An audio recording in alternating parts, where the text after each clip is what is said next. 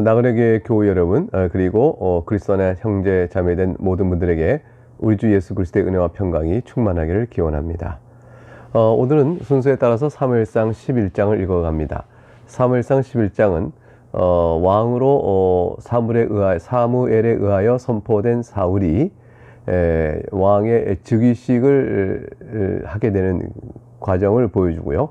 그런 과정 속에서 하나님의 섭리로 한 중요한 사건을 겪으면서 선포되었던 사울을 향한 이죽거림과 조롱했던 일부의 사람들의 의견도 다 잠잠해지고, 과연 사울이 하나님이 세우신 왕임에 틀림없고 온 이스라엘에 이끌어갈 지도자로 세움을 받았다라는 사실을 확실하게 각인시키고 인정받는 중요한 사건들이 또 그 경위가 기록되어 있습니다. 자, 어떤 일들을 통하여 사울은 과연 이스라엘 왕됨을 드러내게 되었을까요? 1절부터 보겠습니다. 암몬 사람 나하스가 올라와서 암몬 사람이 침공합니다. 길랏 야베스에 맞서 진침해 야베스 모든 사람들이 나하스에게 이르되 우리와 언약하자. 그럼 우리가 너를 섬기리라 하니, 암몬이 침공해 왔는데 암몬의 강한 군사력 앞에서 이스라엘의 길랏 야베스에 있었던 야베스 모든 사람들이 굴복할 수밖에 없었습니다. 그래서 우리가 잘 당신들 섬길 터이니 침공하여 우리를 해치는 일을 하지 마시오. 평화 조약을 구하게 된 거죠. 2절에 암몬의 사람 나하스가 그들에게 이르되 내가 너희 오른 눈을 다 빼야 너희와 언약하리라. 내가 온 이스라엘을 이같이 모욕하리라. 오른 눈을 다 빼고 난다면 너희가 말한 대로 내가 평화 언약을 맺겠다. 이런 식의 이야기는 어떤 의미를 나타낼까요? 오른 눈을 뺀다는 것은 전투력을 완전히 제거하는 것과 같습니다. 왜냐하면 예전에 방패를 가지고 이렇게 몸을 가리면서 칼을 쓰고 싸우지 않겠어요? 오른손잡이라면.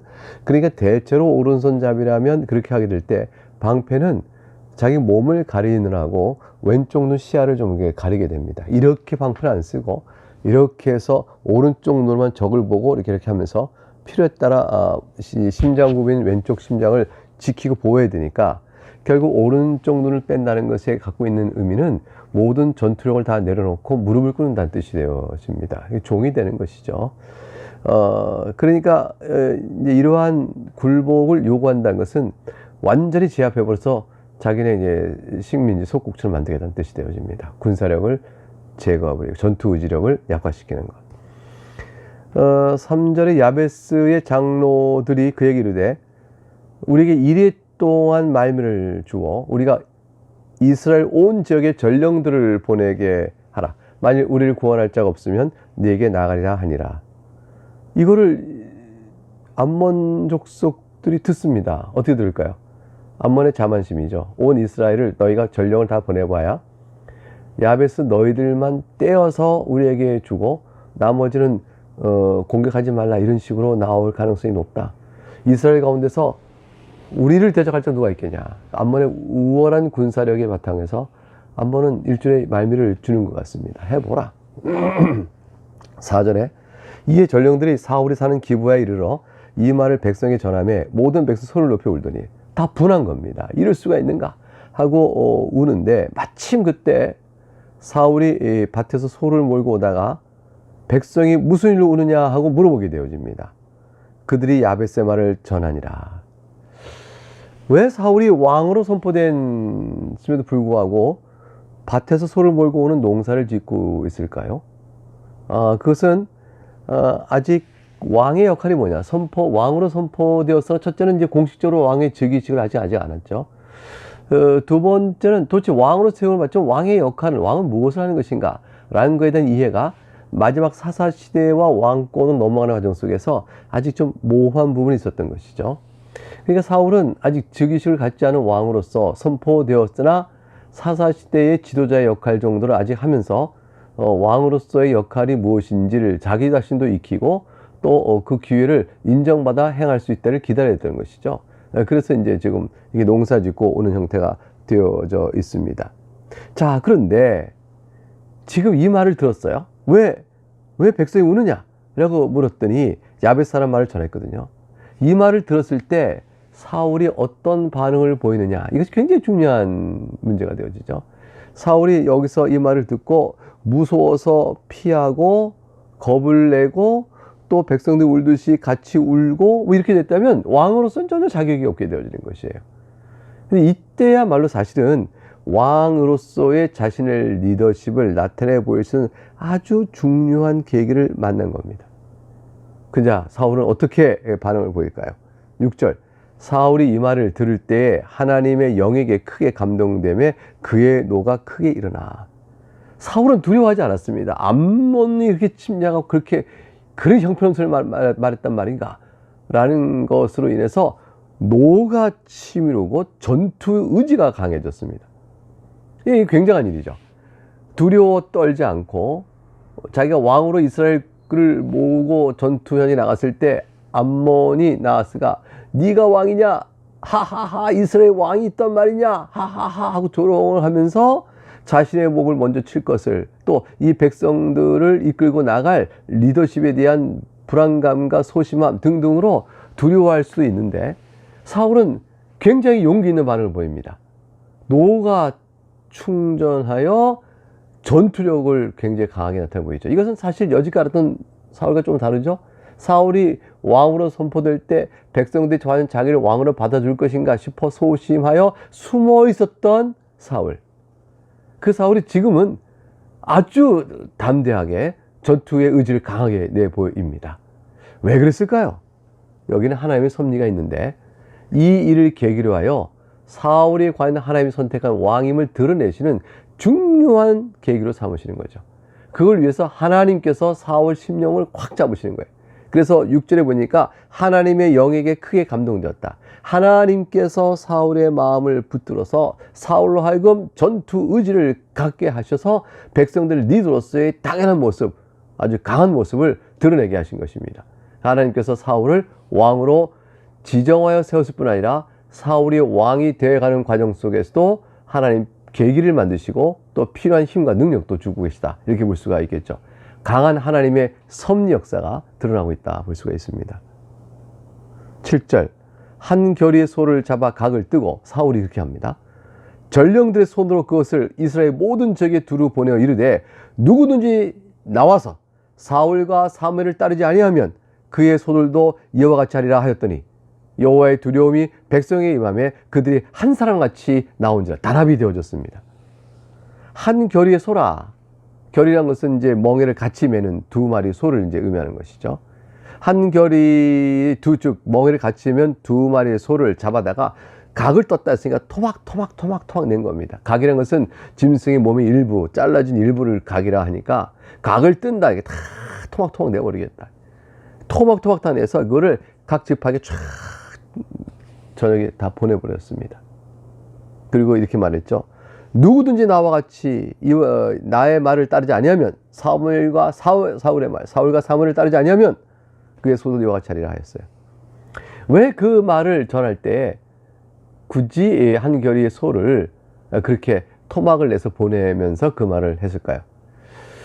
그것은 이제 성경에 나와 있는 대로 누구든지 나와서 사울과 사무엘을 따르지 않으면 그들의 소도 이렇게 하게끔 하겠다라고 각을 떠버리겠다, 이렇게 말함으로 인해서 백성들로 하여금 전쟁에 참여하지 않는 소극적 태도를 보이는 자에게 강한 경고를 준 거죠. 위축된 이스라엘 백성에게 용기를 내도록 이끈 겁니다. 내가 앞장섰으니 나와라. 그러니 물러서거든 너희 소를 이렇게 쳐버릴 것이다 라고 말함으로 적당한 경고와 경계로 그들을 탁 마음을 붙들고 힘있게 동원을 하기 위한 방법이죠. 두 번째는 이제 전쟁의 심각성이에요. 결국 너희가 이 싸움에 지면 너희 소를 다 뺏기고 소가 각을 떠서 죽어버리듯이 너희 모든 걸 잃어버릴 것이라는 식의 암시를 같이 주면서 전쟁을 나가는 용기를 고취시키고 있는 그런 것이라 볼 수가 있습니다. 지혜롭게 한 것이죠. 과연 왕으로서의 통솔력 있는 판단으로 이스라엘 백성을 묶고 끌고 가는 그런 아주 훌륭한 모습을 보여주고 있습니다. 사울은 리더십이 그런 면에서 잘 나타나고 보여주고 있습니다. 8절, 사울이 배색에서 그들의 수를 세어보니 자 얼마나 왔을까요? 이스라엘 자손이 30만 명이요, 유다 사람이 3만 명이더라. 얼마나 많은 이제 병사들이 한 마음으로 모여들었습니다. 9절 무리가 와 있는 전령들에게 이르되 무리가 이제 길앗에서 보내온 야베스 사람들의 전령에게 말하는 거죠. 너희는 길앗 야베스 사람이 이같이 이르기를 내일 해가 더울 때에 너희가 구원을 받으리라 하고 전령들이 돌아가서 야베스 사람들에게 전하며 그들이 기뻐하니라. 이게 33망의 큰 대군을 이끌고 이제 길앗 야베스를 도우러 오게 되는 것입니다. 그러니 이제 야베스 사람들이 암몬 사람 나하스에게 뭐라고 말하겠어요? 우리 너희가 굴복하지 않을 것이라. 우리의 오른손을 빼주지 않을 것이다. 우리의 뒤에는 하나님의 백성 이스라엘이 있다. 이렇게 얘기하고 맞서 싸울 전투태세를 갖추게 되겠죠. 10절 야베스 사람들이 이에 이르되 우리가 내일 너희에게 나아가리니 너희 생각이 좋을 때 우리에게 다 행하라 하니라. 이래서 이제 이스라엘이 전투할 준비가 됐습니다. 과연 이 싸움을 사울이 이끌고 전쟁을 이룰 수 있을까요? 암몬은 군사적으로 이스라엘보다 강했는데 과연 이 싸움을 이길 수 있을까요? 객관적으로 따져보면 군사력이 뛰어난 암몬을 못 이길 것입니다. 암몬은 전략적으로 이미 다 계산을 끝냈어요. 군사적 입장에서 야베스 사람이 온 이스라엘 전령을 해서 나를 우리의 구원할 자가 없으면 너희의 오른손 눈을 다 빼주고 종이 되겠다라고 말할 때 암몬은 당연히 그렇게 될 줄 생각했습니다. 전령을 보내봐라. 아무 소용없을 것이다. 이스라엘 가운데 우리와 대적하여 나올 자가 없을 거고 너희 힘을 다 합쳐봐야 우리는 넉넉히 이긴다. 군사력이 어느가 더 높은지 봐라. 이제 암몬은 계산을 끝내놓고 있었죠. 자, 근데 33만이 모여서 이제 오게 되는 겁니다. 이튿날 사울이 어떻게 전략을 세우나 보세요. 백성을 3대로 나누고 세 개의 큰 A, B, C 대로 나누고 새벽에 적진 항구도 확 들어갑니다. 방심했던 암몬의 적진 가운데를 칩니다. 그리고 그를 급습하여 그들 치면서 더울 때까지 암몬 사람들을 침해. 그러니까 날이 더울 때까지 어제요. 동트고 오전이 내릴 때까지 내내 친 거죠. 그리고 남은 자가 다 흩어져서 둘도 함께한 자가 없다 했으니 완전 패배를 시켜버렸습니다. 전쟁을 완전히 전투를 이겨버린 것이죠. 대단한 전략을 세웠어요. 3대로 나누고 새벽에 급습한다. 이게 사울의 전투 지휘였습니다. 사울은 과연 싸움을 잘 이끌었고 결국 승리를 얻게 됐죠. 그러자 백성들이 고무가 된 겁니다. 사무엘에게 이르되 사울이 어찌 우리를 다스리게 하느냐 한 자가 누굽니까? 그를 끌어내서 우리가 그를 죽이겠나이다 라고까지 백성들이 막 흥분하게 되었습니다. 사울 우리의 구원자 사울 뭐 이렇게 했겠죠. 극단적인 주장 사울을 가리켜서 과연 우리를 어찌 다스리겠느냐 한 자들 끌어내라 라는 것은 이들이 죽이겠다는 극단적 주장. 형제가 형제를 죽일 수가 없어요. 이스라엘 백성이 내전이라는 것도 아니고 그들을 잡아서 죽이거나 그런 게 합당치 않잖아요. 그런데 죽였다고 나서는 극단적인 주장을 하거나 이런 주장을 할 만큼 그들이 아직은 영적으로 미성숙한 사람임을 드러내고 있고요. 그리고 사울에게 한번 승리로 고무되어져서 사울 외치는 그들의 감정적인 휩싸임. 이 모든 것들이 다 어리석음을 보여주고 있는 거죠. 근데 사울이 뭐라고 반응합니까? 사울이 이르되 13절 이날은 사람을 죽이지 못하리니 여호와께서 오늘 이스라엘 중에 구원을 베푸셨습니다. 오늘은 사람을 죽이지 못한다. 이 너그러움이 있고 그리고 이 날에는 오히려 여호와께서 우리를 구원하신 날에 그 일을 빙자해 그를 해치는 것은 지혜롭지 못하다. 이걸 분별할 줄 아는 사울은 아주 중심이 잘 잡힌 현명한 사람의 모습을 보여주고 있습니다. 사울의 이 말씀 13절의 말 가운데서 가장 또 눈에 띄는 것은 여호와께서 오늘 이스라엘 중에 구원을 베푸셨다는 고백이에요. 자신이 왕으로서 봐라 내가 왕으로 이렇게 너희를 지키리라 이렇게 이제 사울은 여기서 거기까지 나가지 못합니다. 아직은 신앙인으로서의 아름다운 면모를 갖고 있죠. 그래서 이제 사울은 알고 있는 거죠. 어떻게 우리가 이 암몬 사람을 치었는가? 3대로 나눈 지혜는 어디서 왔는가? 새벽에 급습이 전략적으로 효과를 볼 것인가 어떻게 판단할 수 있었는가? 이런 등지의 모든 내용은 또 우리가 새벽에 급습한다 할지라도 암몬 사람이 혹시 대비를 철저했다면 소용없는 거 아니겠어요? 이 모든 걸 볼 때 사울을 왕으로 인정되게 하기 위한 하나님의 섭리가 이 가운데 있다는 사실을 우리가 짐작할 수가 있죠. 사울이 그러한 맥락을 잘 알든 못하든 사울은 이 싸움이 자신의 힘으로 한 것이 아니라 하나님의 도우심에 있다는 사실을 알고 13절에서 여호와께서 오늘 이스라엘 중에 구원을 베푸셨다. 이렇게 말하고 있는 것이죠. 14절에 이제 이러한 상황 속에서 사울 외치는 이제 백성들의 모습을 다 보면서 전쟁은 승리를 얻었고 하나님 전쟁을 주셨고, 그러니까 이제 사무엘은 드디어 사울을 왕으로 즉위시키는 일을 하기에 합당한 계기가 됐다. 이렇게 판단을 하게 되어집니다. 그렇지 않겠습니까? 그래서 14절에 사무엘이 백성에 이르되 오라 우리가 길갈로 가자. 거기서 나라를 새롭게 하자. 이렇게 이제 말을 합니다. 자, 무슨 뜻일까요? 왜 길갈로 가자는 것일까? 이제 가나안 땅에 땅에 들어와서 그들이 이제 하나님의 언약을 새롭게 확인받으면서 할례를 처음으로 행한 것이, 가나안 땅에서 처음 행한 것이 바로 길갈이에요. 이때 이후로 길갈은 이스라엘의 정치적 중심지요, 또는 종교적 중심지로 인정을 받게 되었습니다. 그래서 사무엘은 바로 사울이 하나님 선택한 이스라엘 왕이다라는 사실을 선포할 때도 길갈에서 했고, 이제 즉위식도 길갈에서 하게 되는 것입니다.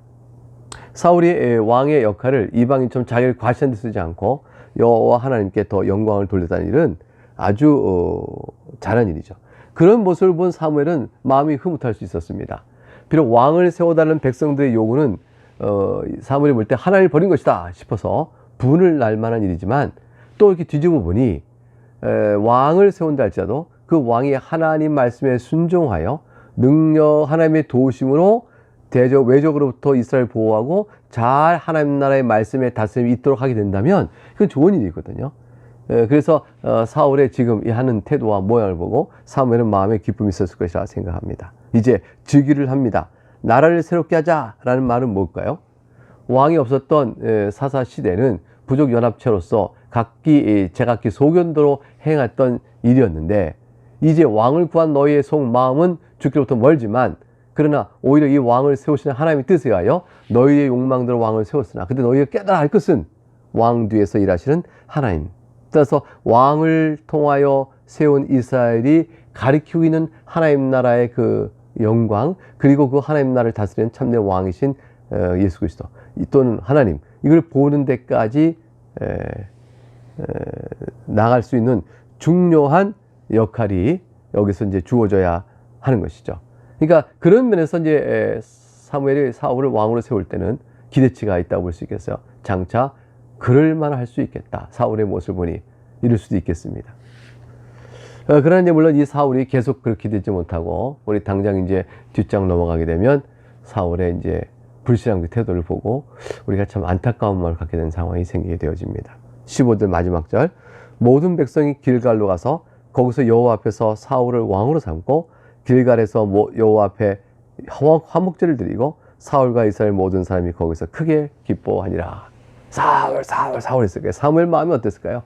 자기 모든 권한을 다 넘겨주고 이제 자기는 왕을 세우고 뒤로 물러가게 되어지죠. 물러가는 사무엘, 사울을 바라보며 마음에 기쁨만은 있지 않을 불안감을 어쩐지 해소할 수는 없으나, 그러나 사울에 관한 암몬 사람을 물리치는 대적의 과정에서 보인 왕으로서의 리더십은 또 훌륭하게 보여지면서 하나님께 사울을 의탁하고 사무엘은 기도하며 물러나게 되겠죠. 이스라엘 백성은 사울을 보는 것이 아니라 사울 뒤에 있는 하나님을 바라봐야 했는데, 눈길은 사울에게 멈추고 사울 또한 백성들을 자신이 아니라 하나님께로 이끌어 가야 되는데, 사울은 그런 일에서 아주 미숙하고 또 불신앙적 태도를 또 보이게 되어집니다. 자, 그 내용은 우리가 다 내일 또다시 읽어가면서 살펴보도록 하겠습니다. 오늘도 이 말씀을 붙들고 섭리 가운데 일하시는 하나님을 영광 돌려드리며 여러분의 삶의 형편을 주 앞에 내어놓고 의지하며 기도하는 그런 은혜가 있기를 바라겠습니다. 네, 감사합니다.